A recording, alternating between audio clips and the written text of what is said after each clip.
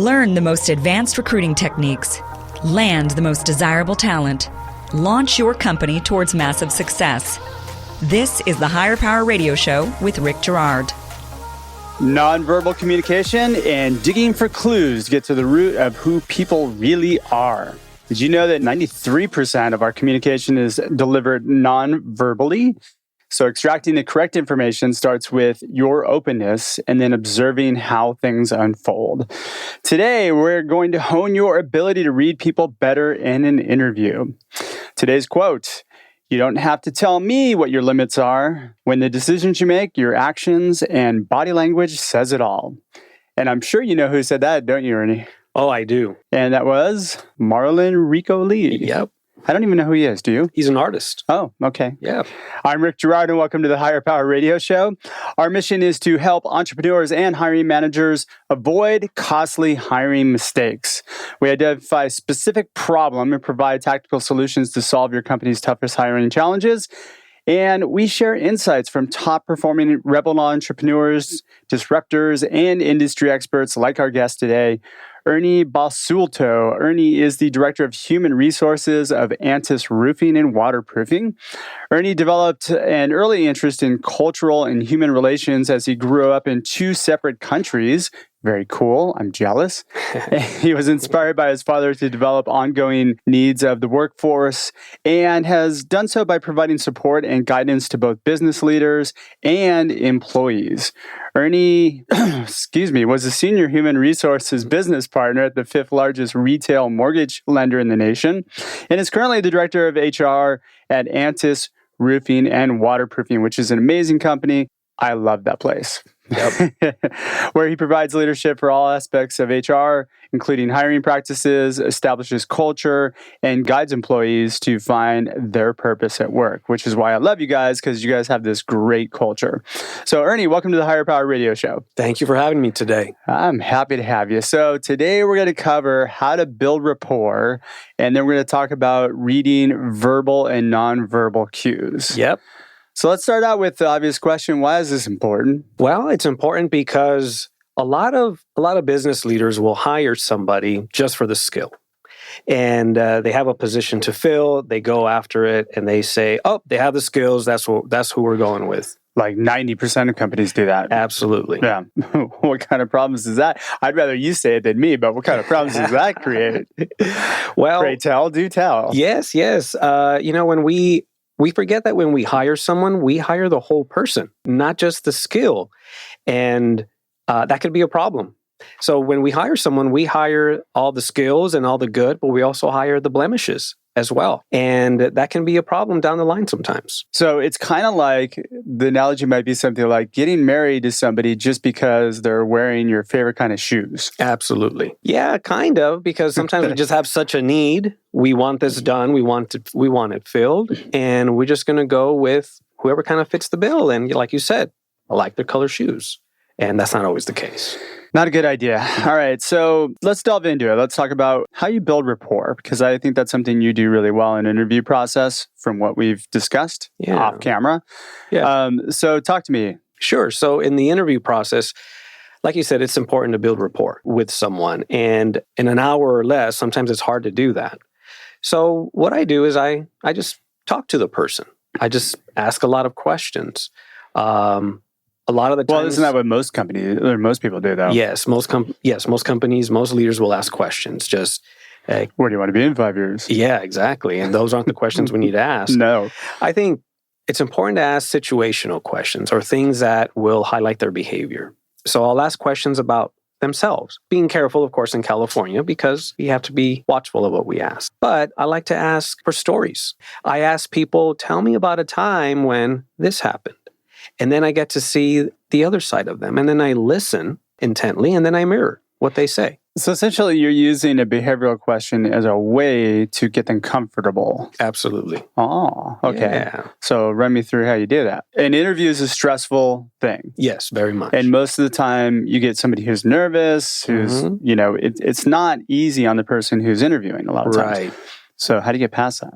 Well, first I like to ask just basic questions. I'll ask about, run me through your resume. Talk to me about just these basic things about your skills. And I'll ask about their skills as well, because that's what we do in an interview. We want to make sure we have the right person. Sure. But after that, then I start asking behavioral questions. Like, what are you looking for, though, in a resume? Because a lot of times that's a trap, right? You go down that path and you start talking about the resume for a half hour. Mm-hmm. Like, okay, then why'd you do that? And then it becomes Skills-based. an inquisition than it does an actual like conversation. Right. So instead of saying, okay, so I see that you worked at ABC company. Tell me about what you did there. Although, that might be a good Which leads us to approach. the body language piece, because Yes. when you start doing that, you're usually kind of defensive and closed off. Yes, absolutely. So you We'll get get to that later. Yeah. So you get the kind of the quote unquote best version of themselves, right? Yeah. Because they prepared for that. What they're not always prepared for is walk me through your resume, kind of tell me about your history, and kind of walk me through like your most recent position, and then walk me backward. So that's a different way to see it, because now they're going to tell me a story. So I'm going to take them off of their, I rehearsed this mode, and I'm going to take them to tell me your story, your professional story. So in that, they begin to just interject their opinion sometimes about it, or how they felt about it. Wouldn't it be better, though, to have them walk you through their story from the beginning? So tell me about, like, where you grew up, your childhood. Do you have any crazy aunts and uncles? Like, whatever stories from there. Yeah, well, of course, the beginning of the interview, we just don't sit down and, okay, hi, tell me about your resume. It's more like, hey, how was your day? Was it okay coming in? I have to be, of course, very careful in California. We don't want to ask, so I see you're married. So does that mean you have kids? Oh, no, we can't have that here. No. So we just I ask lighthearted questions. Tell me a bit about that. And then we dive into their path, their professional path, be it from beginning to end to beginning, whatever it is. So what are you doing to settle their nerves? You're getting them in a mindset where, like, okay, this guy's kind of cool. I'm comfortable with him. Yeah, and I make sure that I mirror. So I think that's very important, is to say, oh, so you did this. Oh, wow. And then make a comment about it, or to say, oh, that's really interesting. Tell me more about this. So this way I'm showing interest in the person. And I really am actually genuinely interested. So it's just having a conversation. Yeah, and you're digging in and gaining the evidence that you need to formulate an opinion. Yeah, absolutely. So that's the best way, by the way, to eliminate bias. Yes. Is to gather evidence. Oh, yeah. Yeah, I want to gather. I want to see who the person is. And by their storytelling, I'm going to tell, or it's going to tell me who they are. That is so important. What if they're a terrible storyteller? It's important not to ask yes or no questions. So it's important to ask, tell me about a time, or how do you feel about this? How do you approach this? So this way I get the storytelling. And to answer your question, what if they're a terrible storyteller? Well, for some positions, that might not be a bad thing. If it's... like engineers or accountants, they're wired differently. Yeah, their thought process is differently, and that's okay. And for example, with an accountant, if an accountant is better friends with paper than with people, sometimes that's okay. But, I'm not going to dismiss a candidate if they can't tell a great story. They still have to be congruent with your culture, though. Absolutely. To be fit. Yeah. Wow. So if you're just joining us on the live stream of the podcast, you're listening to the Higher Power Radio Show. My name is Rick Girard. And today our guest is Ernie Basulto. He's the Director of Human Resources at Antis Roofing and Waterproofing. All right. So let's dig into how we structure an interview and what we're looking for. Now, as you're gathering this information, what do we do with it? How are we processing it? As we gather the info, one of the things that I look at is, again, how they're telling me that story. Because I want to see who this person is. I want to see what they're going to bring to the company. So if I'm a business owner, this person is coming in, I want to make sure if I'm paying a salary that I'm getting, I don't want to say my money's worth. I want to make sure that they add to our culture, to our goals, to where we're headed. So I want to see and be able to, see through the interview that they're going to be able to provide that. Not just for me or for us, but for the organization as a whole. Now, are you having others speak to this person as well? Oh, absolutely. Okay. Yeah, the supervisor, maybe even the team, if that's important, which it always is. If I could say in preparation, one of the things that I recommend to our leaders is build questions around the goals for the position. So what I do is I coach them on making sure that they fill these check these boxes. So, like what boxes? So for one is, does their experience align with the job description or the needs of the position? That's the one thing you have to look for, or that's the first box. Align the questions around these 4 items. So one is, will the person align with the job description or the requirements. Well, I know purpose is a big thing for your company, right? Absolutely. All right. So how are you judging whether or not somebody is purposable or has a purpose? Well, several ways to do it, but one is when you ask questions, or they have a mindset when coming into a position. And I want to make sure that they're teachable. One of the things that I find out in an interview is if a person is teachable, humble, are they going to be able to give?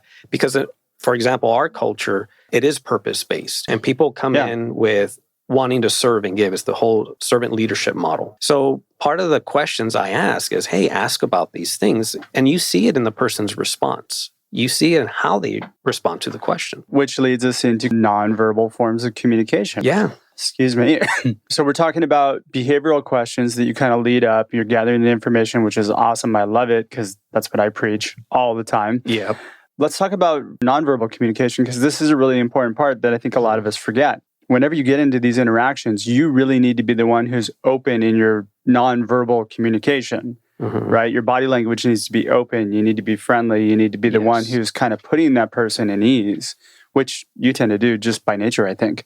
But in general, I don't think a lot of people do that. They kind of treat that interview as maybe being a little bit more adversarial. Absolutely. Like, I'm going to test this guy and see if I can throw him off. Kind of, but that's not the point of an interview, in my opinion. No, the point of an interview is to get to the truth of who that person is. Yeah, it's is this person going to align with the goals, right? That's really what it is. So I think the body language, the nonverbal cues, that's really what we want to look for in a person. So what do you tend to look for in nonverbal communication? I watch what a person says as well as how they say it. So for example, and people naturally will add emotion to how they feel about something. For example, it's like saying sorry. So let's say I offended you and I say, oh, you know what, Rick?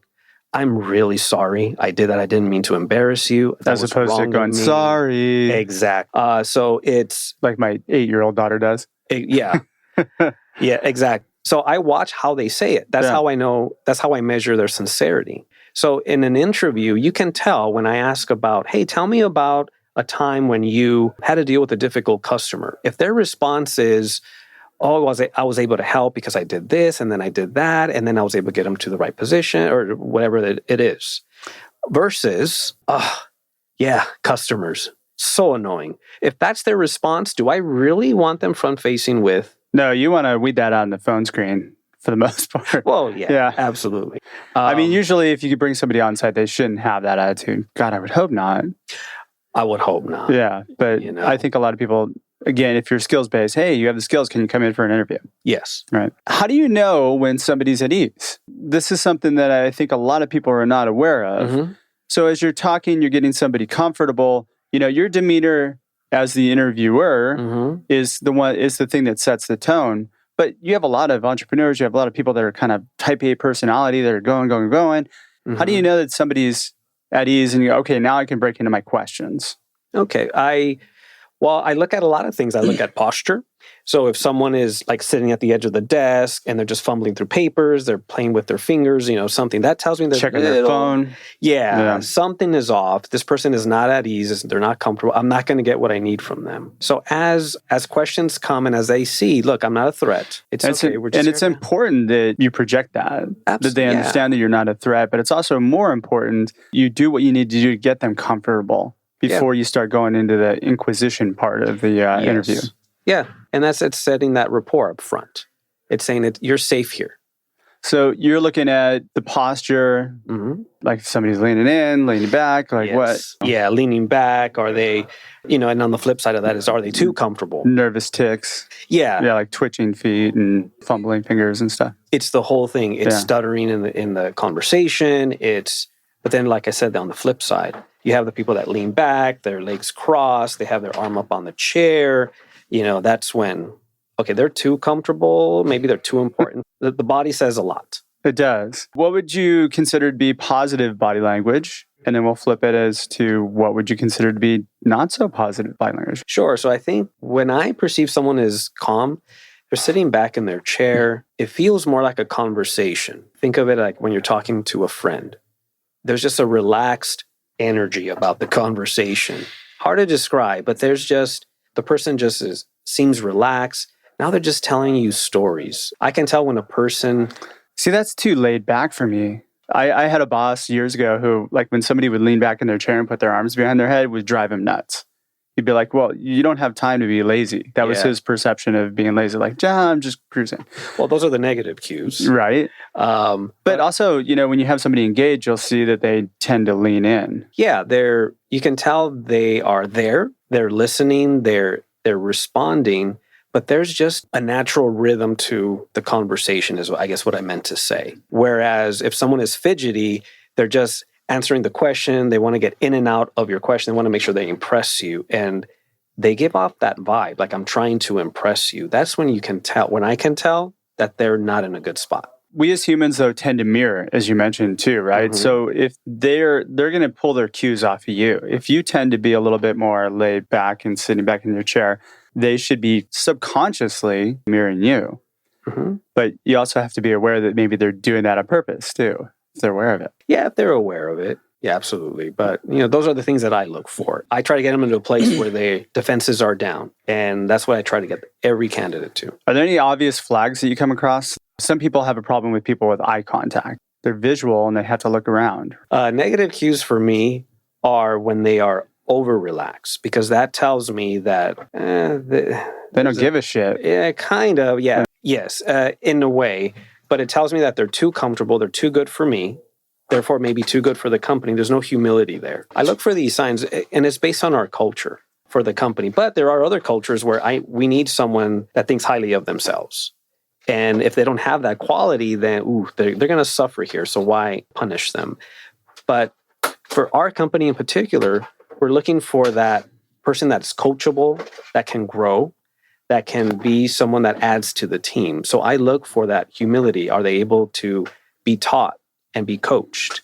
So it really depends, again, on the role, the company, the culture, the team that they're going to be a part of. There's so many factors in there. You have to be aware of what your environment is. Mm-hmm. I say all the time on the show, you have a culture no matter what. Mm-hmm. You don't have to have this serendipitous culture. I mean, there's lots of companies out there that have a very hardcore culture, but they embrace what they are. Yep. And that's okay. Yeah. You want people that mirror that as opposed to people who are just trying to fit into that. Exactly. Yeah. Again, back to the skills. Skills are great, but I'm going to hire the whole person, not just the skill. I did some reading as I was prepping for this, and there was an FBI agent who wrote an article on shoulder movement and how your shoulders will actually give away more than what you know. He looks at people's shoulders and he can tell when people are lying or uncertain of what they're saying based on shoulder movement. And it was pretty fascinating because he was saying what ends up happening is when people lie, there's a tendency to either look away from you or look at you intently when they lie to you. But where he looks is he just watches the shoulders. And he said either one or both shoulders will raise up just kind of slightly. It's your body saying you're uncertain of what you're talking about, which was fascinating to me. Paying attention to shoulder movement might be a good indicator as to whether or not somebody's going to fit or whether or not they're telling the truth. Oh, yeah. I look for those things actually as well, because I can't tell everyone who's lying. But sometimes when I'm speaking to people, I can tell if they're fabricating something. If they're speaking from experience or if they're speaking from, this is what I read in an article and I'm going to impress this person. Sometimes you can tell in the tone that they're saying it in. Yeah, and that's kind of our bullshit meter that pops up. I don't know if I really believe that, but I think that you're picking up on those nonverbal cues too. Yes. That are present. Oh, yeah. So that's why I watch so intently. And I'm fascinated by what they say, but I'm more fascinated by how they're telling me that story. Key takeaways. Give me 2 or 3 things that you would like the listener to be able to plug into their business today that would help them in making sure that they're getting the right people. Sure. One, I'd say when we hire a person, make sure you're okay with the whole person, because you are going to spend probably more than 8 hours a day with this person. You and your team are. So I would say watch for that. The second is not just watch for what. Interview for that too. Yeah, we should interview for that. That's what the point of an interview is. Yes, absolutely. You're going to date before you get married, right? Yes. Of course. And the second thing I'd say, watch for not just what they say, but how they say it, is how they tell their story. That's going to be a telltale sign of the person you get to be around for a long time during your week. It's important that you get them calm first. Make sure that you're getting in a comfort zone that allows you to extract the information that you need, an educated decision. Yes. We're just about out of time for today's show. I told you it went by quick, right? Very quick. All right, I want to thank you for your time investment today and welcome you to the Higher Power Radio community. Now, I'm sure that some people would like to find out more about you or your company. What's the best way for them to reach you? Our company website is Antis Roofing, ANTIS roofing.com. Okay. My email is Ernie at antisroofing.com, or you can find me on LinkedIn because there are not a lot of Ernie Basultos out there. Actually, I think just me. I think you were the only one I typed in. Yeah. I will pop up first. There's like 10 Rick Gerards, and I'm trying to get rid of all of them. So I'm the only one. All right. I know. That'll be our little secret. Got it. I want to thank our listening audience for tuning into this week's episode of Higher Power. A quick thanks to our team, our engineer, Paul Roberts, our producers, Andrea Ballin, Shanti Ryle, and Haley Gerard. If you're listening to the podcast, please subscribe, review, and share. We need your feedback to up our game and bring you more highly valuable content. You can join the Higher Power Radio community at Higher, that's H-I-R-E, Power, P-O-W-E-R, radio.com. Or you can find us on iTunes, iHeartRadio, Stitchers, TuneIn, Spotify, YouTube. You can follow us on LinkedIn and Facebook as well. Tune in next week. Our guest is going to be Mark Angel. Mark is the CEO of Amira Learning. I'm your host, Rick Gerard, and you have been listening to the Higher Power Radio Show. Aloha. Thank you for listening to Higher Power with Rick Gerard on OC Talk Radio.